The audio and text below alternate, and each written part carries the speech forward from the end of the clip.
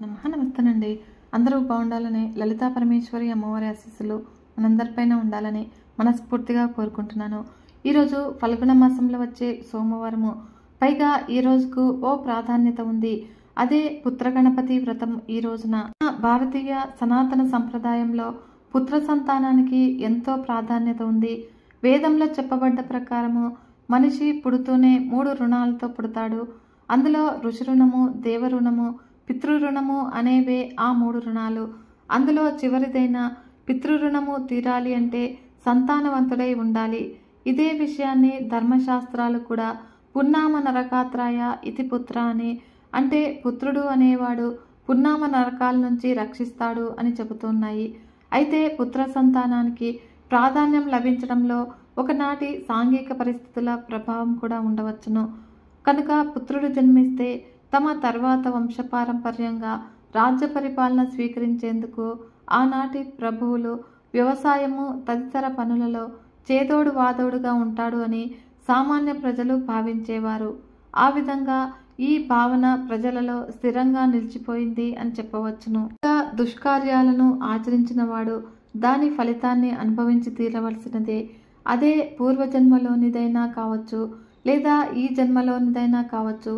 ఆయా పాప ఫలితాలను అనుసరించి మనిషి జీవన విధానం సాగుతుంది అని కర్మ విపాకం మొదలైన గ్రంథాలు స్పష్టంగా చెబుతున్నాయి.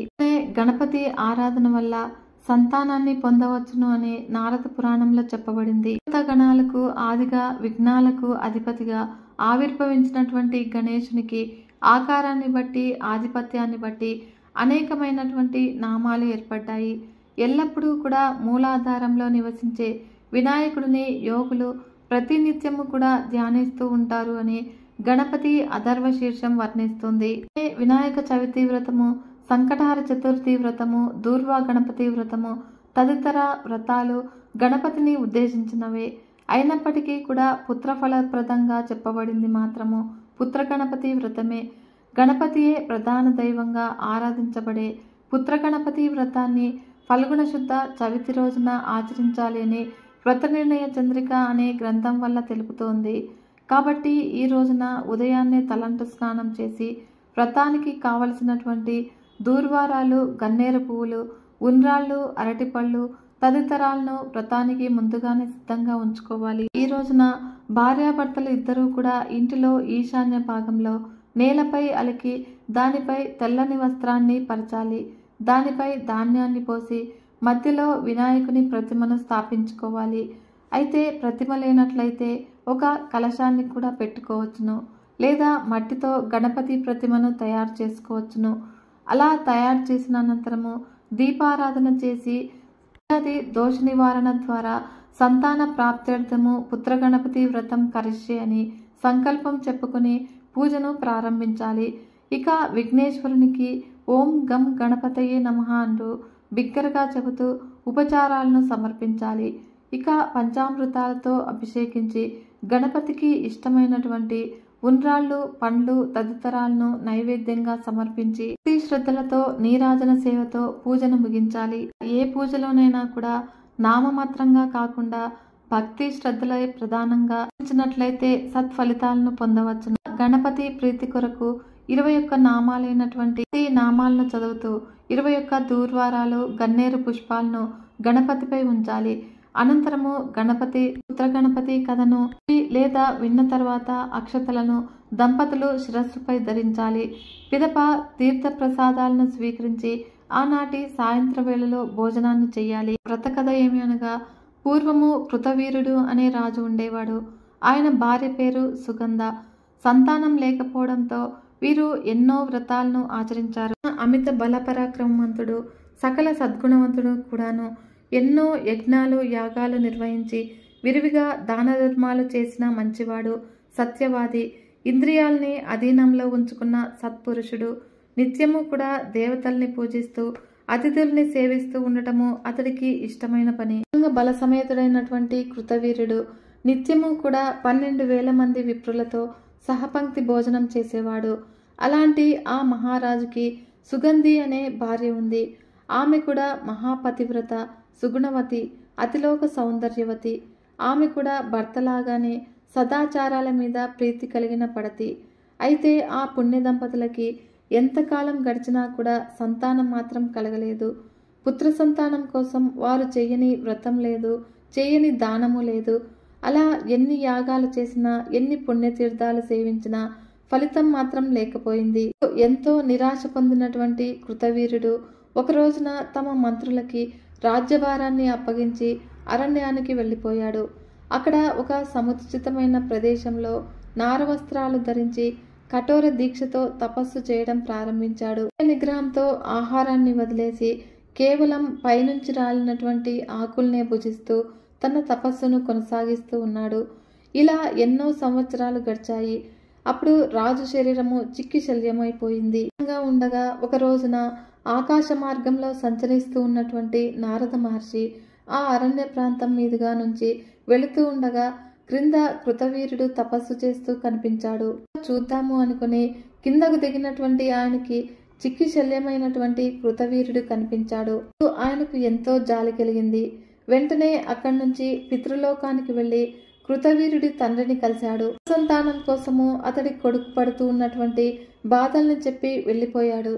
నారదుడి ద్వారా తన కుమారుడు సంతానలేమితో బాధపడుతున్నాడు అని తెలుసుకున్నటువంటి కృతవీరుడి తండ్రి సరాసరి బ్రహ్మలోకానికి వెళ్లి చతుర్ముఖుడికి నమస్కరించి, ప్రభు, నా కుమారుడు సకల సద్గుణవంతుడు, దానశీలి, ధర్మప్రభువు, ఎన్నో యజ్ఞాల్ని వ్రతాల్ని చేసినవాడు, ప్రజల్ని కన్నబిడ్డల్లాగా చూసుకునే కరుణామయుడు.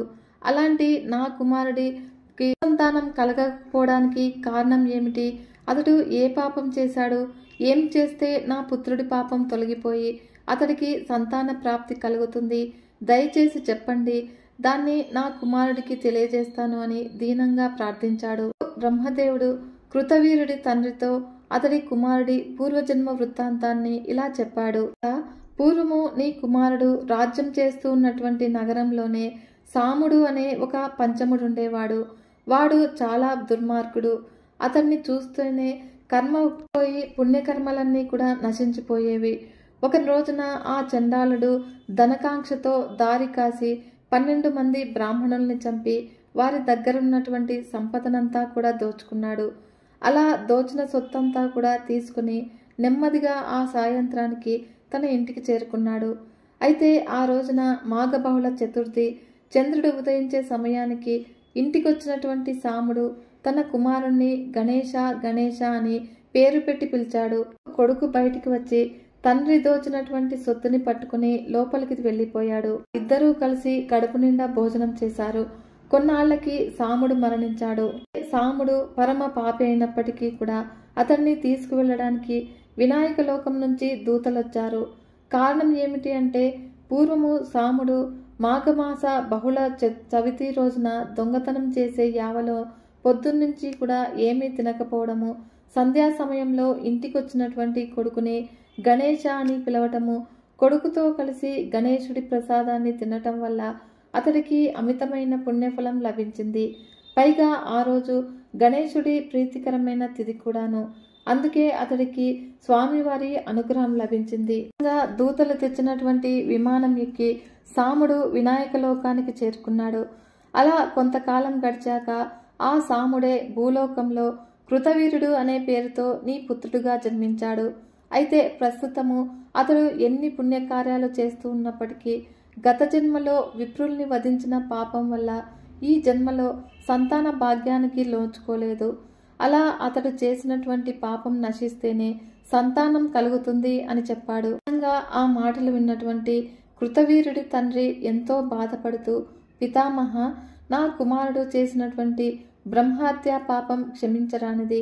అయితే దాన్ని పోగొట్టుకునే మార్గం ఏదైనా ఉంటే సూచించండి, అది ఎంత కష్టమైనదైనా సరే అని ప్రాధేయపడ్డాడు. అప్పుడు బ్రహ్మదేవుడు, నీ కుమారుడు అత్యంత మహిమాన్వితమైనటువంటిది, కోరికలు తీర్చేది అయినటువంటి శ్రీ గణేశ వ్రతాన్ని గనక చేస్తే అతడు చేసినటువంటి పాపాలన్నీ కూడా నశిస్తాయి. ఆ వ్రతాన్ని ఎలా చేయాలో చెబుతున్నాను విను అని. మాసంలో వచ్చే బహుళపక్షంలో మంగళవారం నాడు చతుర్థి తిథి కూడా కలిసి ఉన్న రోజున ఈ వ్రతాన్ని చేయాలి. ఆ రోజు సాయంత్రము చంద్రోదయ సమయంలో ఈ వ్రతాన్ని ప్రారంభించాలి. ఆ రోజు ఉదయము స్నాన సంధ్యాది అనుష్ఠాల్ని పూర్తి చేసుకుని గణపతి ఏకాక్షర మంత్రాన్ని గాని షడాక్షర మంత్రాన్ని గాని యథాశక్తిగా జపించాలి. అలా ఉదయమంతా కూడా ఆహారం తీసుకోకుండా కేవలము పాలు పళ్ళు మాత్రమే స్వీకరించాలి. ఆ పూటంతా కూడా మౌనంగా ఉండాలి.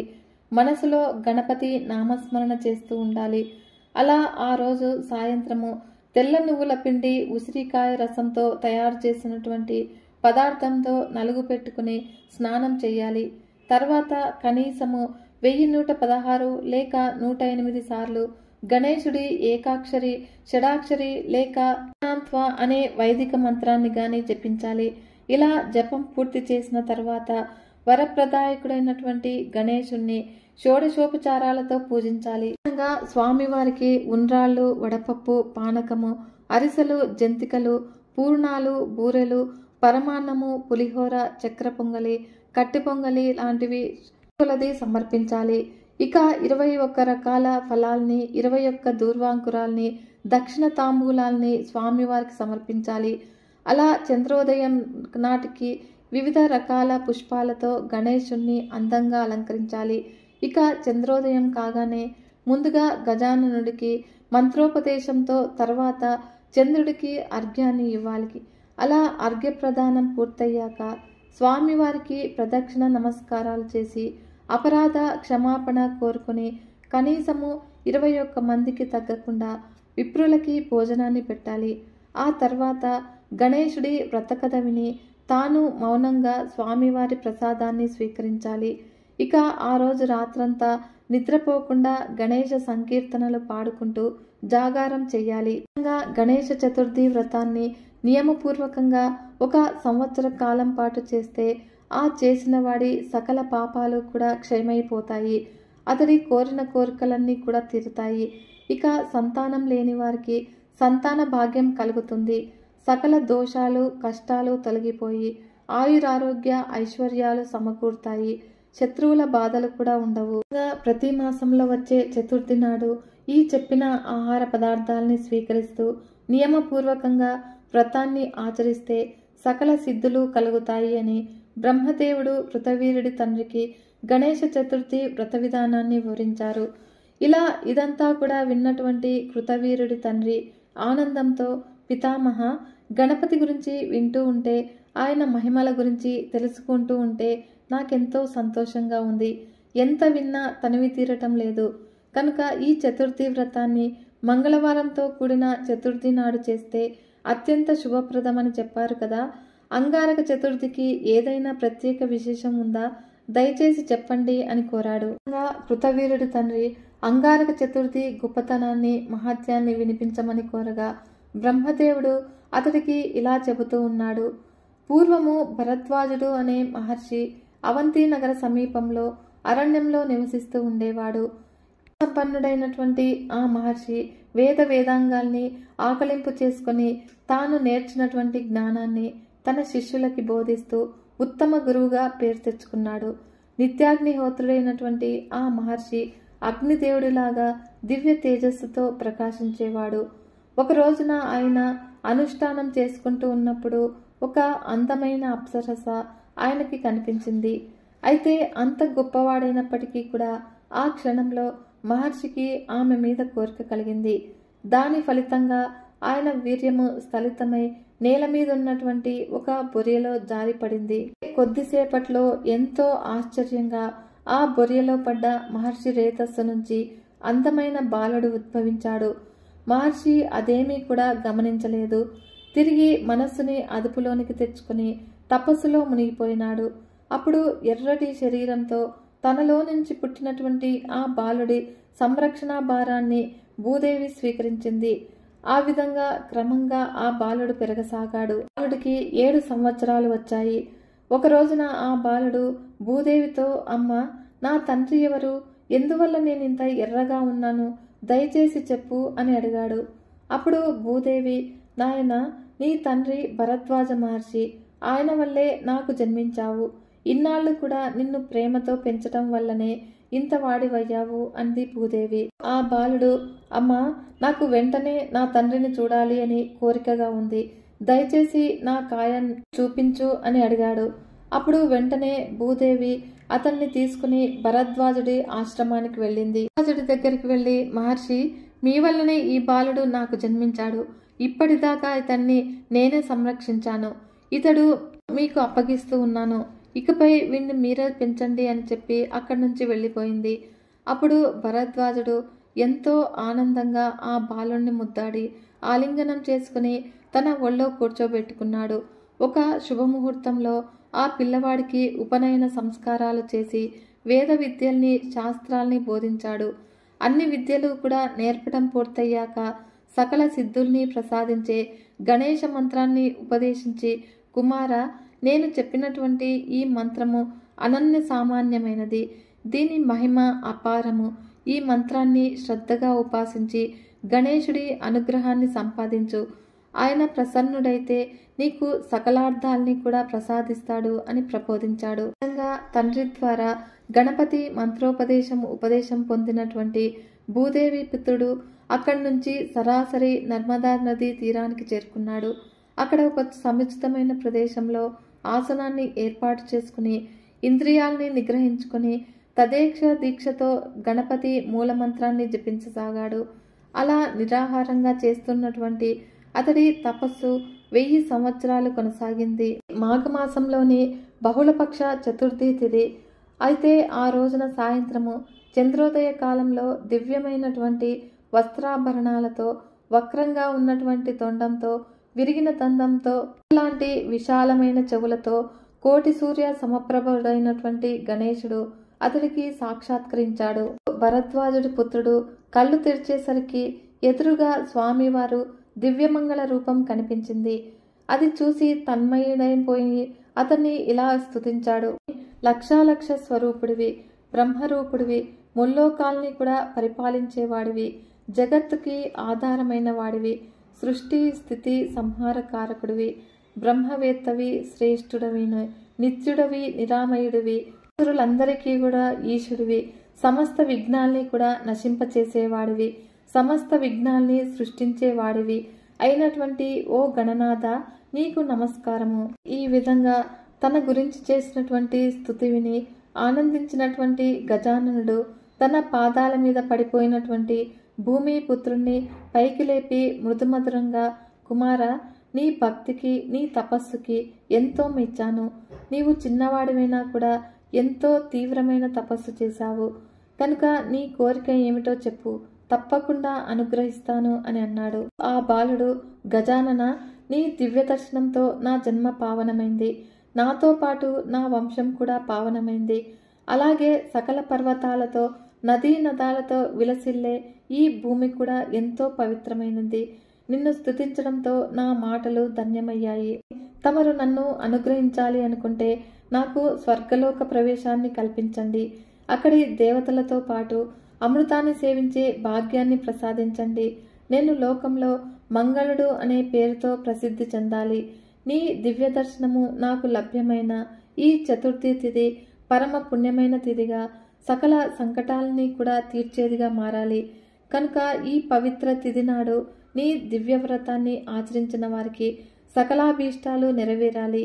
ఇదే స్వామి నా కోరిక అని అన్నాడు. వినాయకుడు నవ్వుతూ, నాయన, భరద్వాజుడి వల్ల భూదేవికి జన్మించినటువంటి నీవు ఎర్రటి రంగు శరీరంతో ఉన్నావు కాబట్టి అంగారకుడు అనే పేరుతో వర్ధిల్లుతావు.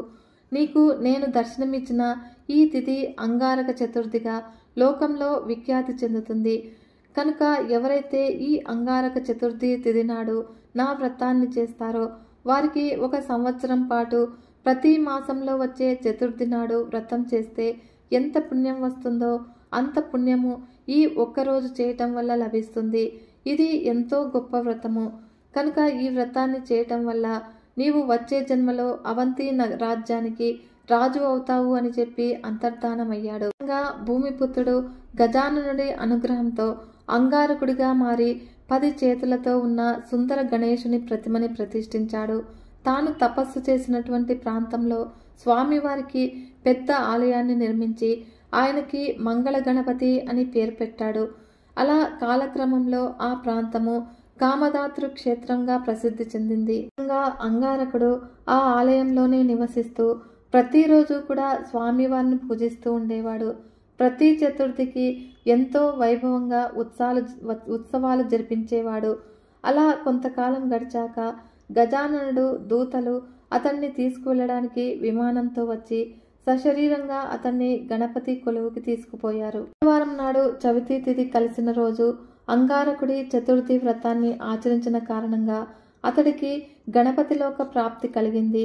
తర్వాత అక్కడి నుంచి బయలుదేరి దేవలోకాన్ని చేరి దేవతలతో సహా అమృతాన్ని తాగే భాగ్యాన్ని కూడా పొందాడు.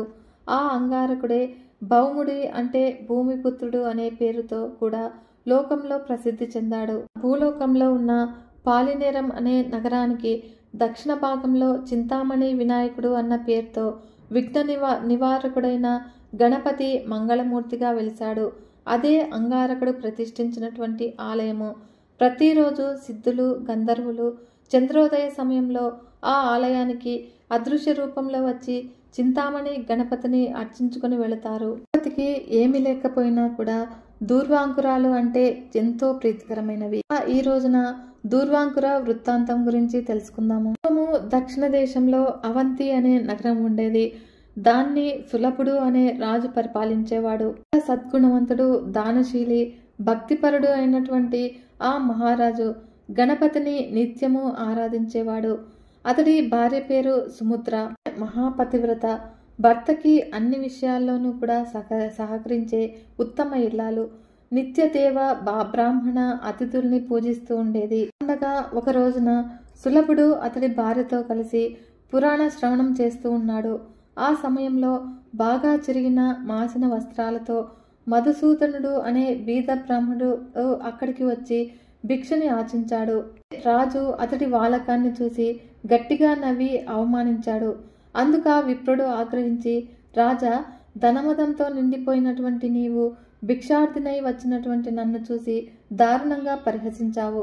కనుక ఇకపై నీవు నాగలికి కట్టబడ్డ ఎద్దులాగా మారి నిత్యము భూమిని దున్నుతూ బాధలను అనుభవించుగాక అని శపించాడు. అది విని మహాపతివ్రత అయినటువంటి సులభుడి భార్య సుముద్ర ఎంతో కోపం తెచ్చుకుని, ఓ విప్రుడా, చిన్న తప్పుకి ఎంతో ఆవేశంతో మహారాజునని కూడా చూడకుండా భర్తని శపించావు. అందుకుగాను నీవు కూడా యుక్త విచక్షణ తెలిసి కంచరగాడి వద్దవై పోవుగాక అని తిరిగి శపించింది. మధుసూదనుడికి మరింత ఆగ్రహం కలిగింది. మహారాణి, నన్ను విప్రుణ్ణి అని కూడా చూడకుండా శపిస్తావా? నీవొక చండాలురాలుగా మారి కటిక దారిద్ర్యాన్ని అనుభవిస్తూ తినకూడనివన్నీ కూడా తింటూ దౌర్భాగ్యమైన జీవితాన్ని గడుపుదువుగాక అని రాజపత్ని సుముద్రకి శాపమిచ్చాడు. ఆ ముగ్గురు కూడా పరస్పరము శాపాలిచ్చుకొని తమ తమ శరీరాల్ని వదిలివేశారు. అయితే సులభ రాజు నాగలికి కట్టబడ్డ ఎద్దులాగా మారిపోగా మధుసూదనుడు అనే విప్రుడు కంచరగాడిదగా మారిపోయాడు. ఇక రాజపత్ని సుముద్ర దరిద్రం అనుభవించే ఒక చండాలురాలిగా జన్మించింది. చండాల స్త్రీగా మారినటువంటి సుముద్ర ఆహారం కోసము తాను నివసించే గ్రామానికి దక్షిణం వైపు ఉన్న ప్రదేశానికి వెళ్ళింది.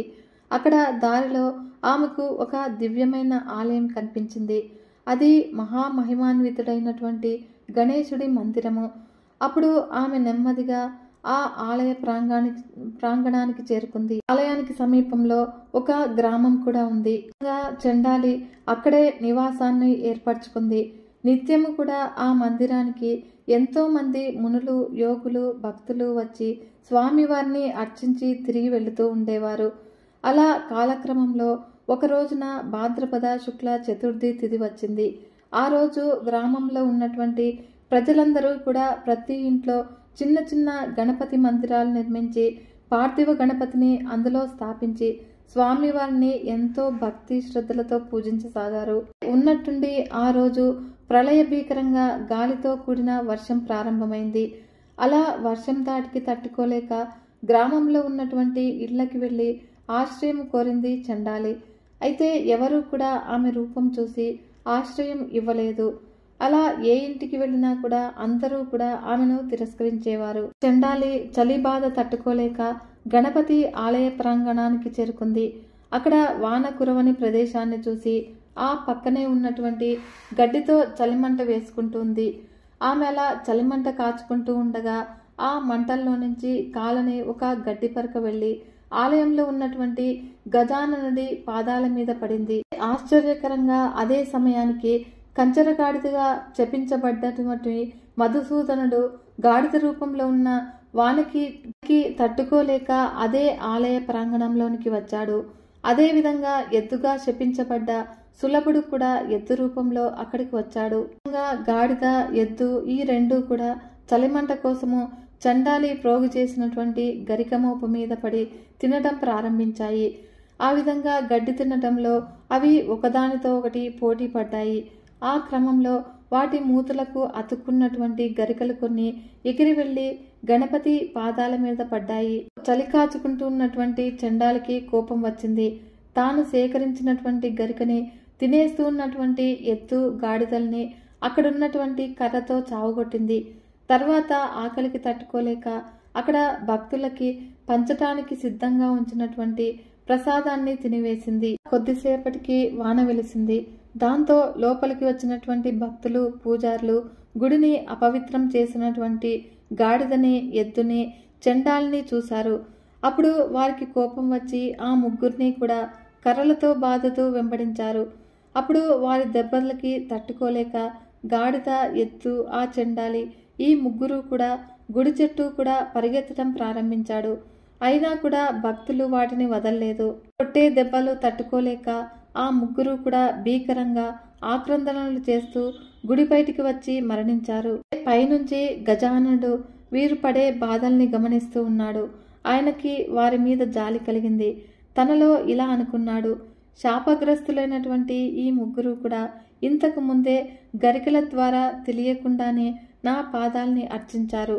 అది నాకిష్టమైనటువంటి భాద్రపద శుద్ధ చవితి రోజున చేశారు. అలాగే నా గుడి చుట్టూ కూడా ప్రదక్షిణ కూడా చేశారు. కనుక వీరిని ఎలాగైనా కూడా అనుగ్రహించి ముక్తిని ప్రసాదించాలి భావించినటువంటి గణపతి ప్రాణాలు కోల్పోయినటువంటి ఆ ముగ్గురికి కూడా దివ్య దేహాల్ని ప్రసాదించాడు. వెంటనే వారిని తీసుకువెళ్ళడానికి వినాయక లోకం నుంచి ఒక దివ్య విమానము దూతలతో సహా వారి ముందుకు వచ్చింది. ఈ దివ్య దృశ్యాన్ని అక్కడే సాధన చేసుకుంటూ ఉన్నటువంటి కొందరు యోగులు తపస్సంపన్నులు చూశారు. వారు గణపతి దూతల దగ్గరికి వచ్చి, అయ్యా, ఈ ఎద్దుకి గాడిదకి చండాలికి ఇలాంటి దివ్య దేహాలు ఎలా వచ్చాయి? ఎంతో కాలం నుంచి గణపతిని ఆరాధిస్తూ ఉన్నటువంటి మాకు లభించని అనుగ్రహము వీరికి ఎలా లభించింది? మేమంతా కూడా చాలా కాలంగా నిరాహారులమై తీవ్రమైన తపస్సు చేసుకున్నాము. మరి మాకెప్పుడు ఆ గజానుడి కరుణ లభిస్తుంది అని ప్రార్థించారు. గణపతి దూతలు దూర్వాంకుర మహత్యం గురించి ఇలా చెప్పడం ప్రారంభించారు. గజానుడి మహిమల్ని వర్ణించడము 1000 తలలున్న ఆదిశేషుడికి కూడా సాధ్యం కాదు. నిత్యము బ్రహ్మేంద్రాది సమస్త దేవతలు ఏ వేద మంత్రాలతో ఎవరిని స్తుతిస్తుంటారో అలాంటి గజానుడి మహిమల్ని వర్ణించడము ఎవరికి కూడా సాధ్యం కాదు. అలాంటి గజాననుడికి అత్యంత ప్రీతిపాత్రమైనది దూర్వాంకురము. ఈ దూర్వాంకురాన్ని స్వామివారికి సమర్పిస్తే కలిగే ఫలము అనంతంగా ఉంటుంది. అది ఎన్నో దానాలతో వ్రతాలతో తపస్సులతో పొందిన ఫలాల కన్నా కూడా ఎంతో గొప్పది. కనుక దీని గురించి ఒక ప్రాచీన గాథ ఉంది, చెబుతూ ఉన్నాము వినండి అంటూ. ఒకప్పుడు నారద మహర్షి ఇంద్రలోకానికి వెళుతూ ఉండగా ఆయన్ని సముచితంగా సత్కరించి అర్ఘ్యపాద్యాదాలనిచ్చి సమర్పించి సుఖాసీనుని చేశాడు. అప్పుడు నారదుడు ప్రశాంతంగా కూర్చున్నాక ఆయనతో, మహర్షి, గణనాథునికి దూర్వాంకురాలు అంటే ఎంతో ప్రీతి అని విన్నాను. కనుక వాటి గొప్పతనం ఏమిటి? అవి స్వామివారికి ప్రీతిపాత్రమైనాయి. దయచేసి చెప్పండి స్వామి అని ప్రార్థించాడు. నారద మహర్షి, దేవేంద్ర, పూర్వము స్థావరము అనే నగరము భూలోకంలో ఉండేది. ఆ నగరంలో కౌండిన్యుడు అనే మహర్షి నివసించేవాడు. ఆయన గొప్ప గణపతి ఉపాసకుడు, తపస్వి, సిద్ధపురుషుడు. ఆయన తాను నివసించే ప్రదేశానికి దక్షిణ దిశలో ఒక పవిత్రమైనటువంటి ఆశ్రమాన్ని నిర్మించాడు. నూతనంగా నిర్మించినటువంటి ఆ ఆశ్రమము చక్కటి నీటి కొలనులతో ఫల పుష్పభరితాలై వృక్షాలతో అందమైన లతలతో ఎంతో రమ్యంగా ఉంది. అలాంటి ఆహ్లాదకరమైనటువంటి వాతావరణంలో కౌండిన్యముని స్థిరచిత్తంతో ధ్యానానుష్ఠానపరుడై గణపతి షడాక్షర మహామంత్రాన్ని నిరంతరము కూడా జపించసాగాడు. అలా ప్రతిరోజు కూడా ఆశ్రమంలో మొలిచినటువంటి దూర్వాంకురాల గణపతిని అర్చించేవాడు. ఉండగా ఒక రోజున కౌండిన్యుడి భార్య ఆశ్రయాదేవి ఆయనతో, స్వామి, మీ ప్రతిరోజు కూడా అనంతరము గణపతి ప్రతిమ మీద దూర్వాంకురాల్ని ఉంచుతూ ఉన్నారు. వాటితోనే స్వామివారిని పూజిస్తూ ఉన్నారు. కేవలము ఈ గడ్డి పరకలకే గణేశుడు సంతోషిస్తాడా? వీటిని సమర్పించడంలో ఉన్న రహస్యం ఏమిటి స్వామి? దయచేసి నాకు చెప్పండి అని కోరింది. అప్పుడు కౌండిన్యుడు చిరునవ్వుతో ఇలా చెప్పాడు. ఇవి పూర్వము సంయమని అనే నగరం ఉండేది. ఒక రోజున ఆ నగరంలో ఎంతో వైభవంగా ఒక ఉత్సవం జరిగింది. దానికి అప్సరసలు, గంధర్వులు, దిక్పాలకులు ఇలా సకల దేవతా గణాల వారు కూడా విచ్చేశారు. ఆ విధంగా ఎంతో వైభవంగా కొలువుదీరినటువంటి ఆ దేవతల సమక్షంలో అతిలోక సుందరి తిలోత్తమ అద్భుతంగా నృత్యం చేస్తూ ఉంది. ఆ సమయంలో అనుకోకుండా తిలోత్తమ కట్టుకున్నటువంటి చీర తొలగింది. అయితే దాన్ని చూసి ఆ సభలో కూర్చున్నటువంటి యముడు ఎంతో మోహపడ్డాడు. ఒక్కసారి పైకి లేచి ఆమెను కౌగిలించుకోవాలి అని అనుకున్నాడు. అప్పుడు అంతలో అతడి వీర్యం స్థలితమై భూమి మీద పడింది. ఆయన సిగ్గుతో తల వంచుకొని కూర్చున్నాడు. అలా నేల మీద పడ్డ యముడి వీర్యం నుంచి బగబగా మండే జ్వాలలతో ఒక భయంకరమైనటువంటి పురుషుడు ఆవిర్భవించాడు. అలా భయంకరమైనటువంటి కోరలతో, విశాలమైనటువంటి ముఖంతో, నిప్పు కణాల లాంటి కళ్ళతో పెద్దగా అరుస్తూ అందరినీ కూడా భక్షించాలి అని బయలుదేరాడు. వికటాట్టహాసం చేస్తూ వస్తూ ఉన్నటువంటి అతన్ని చూసినటువంటి ముల్లోకవాసులంతా కూడా భయపడిపోయారు. అందరూ కూడా వైకుంఠానికి పరిగెత్తి శ్రీహరిని శరణు వేడుకున్నారు. అప్పుడు ఆయన ఆ పని తన వల్ల కాదని, ఆ రాక్షసుడి బారి నుంచి కాపాడగలిగేది ఒక్కడేనని చెప్పి ఆయన్ని శరణు వేడుకోమని పంపించాడు. అప్పుడు దేవతలంతా కూడా తిరిగి గణేశ లోకానికి వెళ్ళి ఆయన్ని శ్రద్ధలతో స్తుతించారు. దేవదేవ, సమస్త విఘ్నాలని హరించేవాడు, సమస్త విఘ్న స్వరూపుడు, స్వానికి సాక్షిభూతుడు, సర్వస్వరూపుడు, కరుణారస సముద్రుడు, జగత్తుని పరిపాలించేవాడు, పరిపూర్ణమైన తపస్స స్వరూపుడు, వేదాంగాలు తెలిసినవాడు, వేద స్వరూపుడు అయిన ఓ గణేశ, నీకు వందనము. సంకటాలని తీర్చే దయాస్వరూప, వరప్రదాయక, నీకు భక్తితో నమస్కరిస్తున్నాము స్వామి. నీకన్నా మాకు వేరే దిక్కు లేదు. నీవు తప్ప మమ్మల్ని ఎవరు రక్షిస్తారు? ఉన్నట్టుండి ఈ అకాల ప్రళయం దాపురించింది. ఈ దుష్టరాక్షసుడు మమ్మల్ని చంపాలి అని చూస్తూ ఉన్నాడు. ప్రభు, దేవదేవ, మమ్మల్ని అందరినీ కూడా ఈ మృత్యుభయం నుంచి కాపాడు స్వామి. నీ పాదాల్ని శరణు వేడుకుంటూ ఉన్నాము అంటూ దీనాతి దీనంగా ప్రార్థించారు దేవతలంతా కూడా. దేవతల ప్రార్థనని విన్నటువంటి గజాననుడు వెంటనే వారికి బాలగణపతి రూపంలో సాక్షాత్కరించాడు. దేవతలారా, భయపడకండి, మీ అందరికీ కూడా అభయాన్ని ఇస్తూ ఉన్నాను అని వారికి ధైర్యం చెప్పాడు. వాళ్ళంతా కూడా ఆ బాలగణపతిని చూసి ఎంతో భక్తి ప్రపత్తులతో ఆయనకి సాష్టాంగ నమస్కారం చేశారు. గజానన, ఈ బాలస్వరూపం ఏమిటయ్యా? మేమంతా ఇంతవరకు కూడా ఇలాంటి అవతారాన్ని దర్శించనే లేదు. ఇంత అందమైన బాలుడి రూపంలో ఎందుకు అవతరించావు స్వామి? భయంకరాకారంతో ఆ రాక్షసుడు మమ్మల్ని భయపెడుతూ ఉంటే నీవిలా చిన్న పిల్లవాడి రూపంలో వచ్చావే. అయ్యో, నిన్నే నమ్ముకున్నామయ్యా. చిన్న రూపంతో ఎలా కాపాడుతావు స్వామి అంటూ ఎంతో ఆందోళన పడ్డారు. వారి భయాన్ని చూసి చిన్నగా నవ్వుకున్నటువంటి బాలగణపతి వారితో, దేవతలారా, నేను కావాలి అనే కోరి ఈ బాలగణపతి రూపాన్ని ధరించాను. మీరలా చూస్తూ ఉండండి, మీ కార్యం నేను నెరవేరుస్తాను. ముందు మీరంతా కూడా వెళ్ళి ఆ రాక్షసుని ఇక్కడికి వచ్చేలాగా ప్రేరేపించండి. తర్వాత జరగాల్సిందంతా కూడా నేను చూస్తాను అని పలికాడు. గణపతి మాటలు విన్నప్పటికీ కూడా దేవతల్లో కొందరికి ధైర్యం చిక్కలేదు. ఆ రాక్షసుడు చూస్తే పర్వతంలాగా ఉన్నాడాయి. ఈయనేమో పసిబాలుడి రూపంలో కనిపిస్తూ ఉన్నాడు. ఎలా వాణ్ణి సంహరిస్తాడు, మనల్ని ఎలా రక్షిస్తాడు అని సందేహించారు. దిక్కులు పిక్కటిల్లేగా అరుస్తూ కాలాగ్ని స్వరూపుడై మహారాక్షసుడు వారి ముందు ప్రత్యక్షమయ్యాడు. అలా వాణ్ణి చూసి దేవతలంతా కూడా హాహాకారాలు చేస్తూ తలో దిక్కుకి పరిగెత్తారు. పిల్లలతో పాటు మునులు మహర్షులు కూడా పరుగు లంఘించుకున్నారు. అయితే అది చూసి ఆ రాక్షసుడు వాళ్ళని పట్టుకోవాలి అని వెంబడించాడు. వెంటనే బాలగణపతి రూపంలో ఉన్నటువంటి గణపతి అతడి దారికి అడ్డంగా నిలబడ్డాడు. పిల్లవాడి రూపంలో నిల్చుని ఉన్నటువంటి గణపతిని చూసి ఆ కానాల రాక్షసుడు ఆశ్చర్యపోయాడు. అంతలోనే తన దారికి అడ్డుగా ఎంతో ధైర్యంగా నుంచున్నందుకు అతడికి ఆగ్రహం వచ్చింది. ఒక్కసారి తన పాదాలతో భూమిని చర్చాడు. ఆ చర్యకి భూమి అంతా కూడా గడగడ వణికిపోయింది. భీకరంగా అర్చాడు. ఆ ధ్వనికి పర్వతాలన్నీ కూడా వణికిపోయాయి. సముద్రాలు పొంగి ప్రవహించాయి. ఒక్కసారి ప్రచండంగా గాలి వీచింది. మహా వృక్షాలు సైతము నేల కొరిగాయి.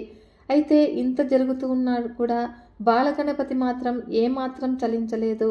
అలాగే స్థిరంగా నిలబడి తన చిన్న చేతులతో మహాబలవంతుడైనటువంటి ఆ అసురుణ్ణి ఒక్కసారిగా అవలీలగా పైకి లేపి అందరూ చూస్తూ ఉండగా అమాంతం మింగివేశాడు. అద్భుతాన్ని చూసి దేవతలంతా కూడా హర్షధ్వానాలు చేశారు.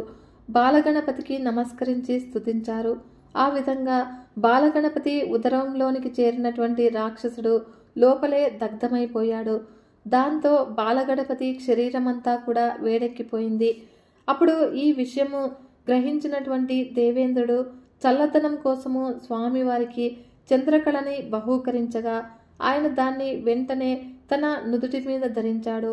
దానితో బాలచంద్రుడిగా కీర్తించబడ్డారు. తర్వాత శ్రీహరి పరమ కోమలమైనటువంటి చల్లని పద్మాల్ని సమర్పించాడు. అవి స్వీకరించినటువంటి గణపతి పద్మహస్తుడయ్యాడు. అప్పుడు వరుణదేవుడు వచ్చి అమృత జలంతో స్వామివారిని తడిపాడు. శంకరుడు వచ్చి శేషుణ్ణి బహూకరించగా స్వామివారు దాన్ని తన నడుముకు చుట్టుకుని వ్యాళబద్ధుడయ్యాడు. గణపతి తాపం మాత్రం చల్లారలేదు. ఆ సమయంలో సమస్త లోకాల్లో ఉన్నటువంటి 8800 మునీశ్వరులు మహర్షులు తపస్సులు ఉమ్మడిగా వచ్చి ఒక్కొక్కరు 21 దూర్వాకురాలు చొప్పున స్వామివారికి భక్తిగా సమర్పించగా గణపతి వాటన్నింటినీ కూడా వంటి మీద ధరించాడు. దానితో ఆయన శరీర తాపం పూర్తిగా చల్లారింది. దేనితో కూడా చల్లారని గణేశుడి శరీర తాపము కేవలము దూర్వాంకురాల వల్ల చల్లబడటంతో దేవతలంతా కూడా ఆ నాటి నుంచి గణేశుణ్ణి దూర్వాంకురాలతో పూజించసాగారు. అలా వారి పూజలతో సంతృప్తి చెందినటువంటి గజాననుడు ఎంతో సంతృప్తి చెందాడు. దేవతలారా, మీరు సమర్పించినటువంటి దూర్వాంకురాలు నా శరీర తాపాన్ని పోగొట్టి నాకెంతో హాయిని చేకూర్చాయి కనుక ఇవంటే నాకు ఎంతో ఇష్టము. మీరు నా పూజ కోసం సేకరించే పదార్థాలతో దూర్వాంకురాలు తప్పకుండా ఉండాలి కనుక ఇవి లేకుండా చేసే పూజను నేను స్వీకరించను. ఉదయకాలంలో నా పూజ చేసే భక్తులు 21 లేక కనీసము 1 దూర్వాంకురాన్నైనా కూడా నాకు సమర్పిస్తే నేనెంతో సంతోషిస్తాను. వారు చేసే పూజ అనంతమైనటువంటి శుభ ఫలితాన్ని ఇస్తుంది అని అందరినీ కూడా ఆశీర్వదించి అంతర్ధానమయ్యాడు. గజాననుడు మహారాక్షసుని సంహరించిన ప్రదేశంలో దేవతలంతా కలిసి ఒక గణపతి ఆలయాన్ని నిర్మించారు. అందులో స్వామివారి ప్రతిమని స్థాపించి విఘ్నహర గణపతి అనే పేరు పెట్టారు. కాలాననుడు అనే అసురుడిపై విజయం సాధించిన ఈ ప్రదేశము కాలాంతరంలో విజయపురము అని ప్రసిద్ధి చెందింది.